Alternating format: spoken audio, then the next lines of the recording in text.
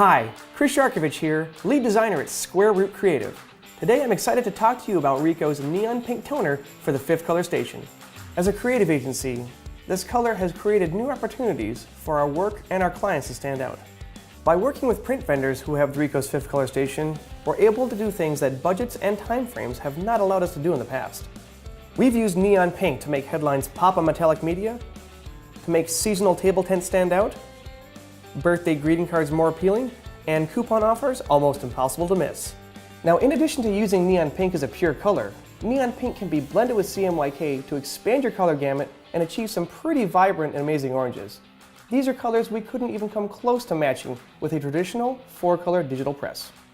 Now, if you're wondering how to use Ricoh's fifth color station, don't worry, we got you covered.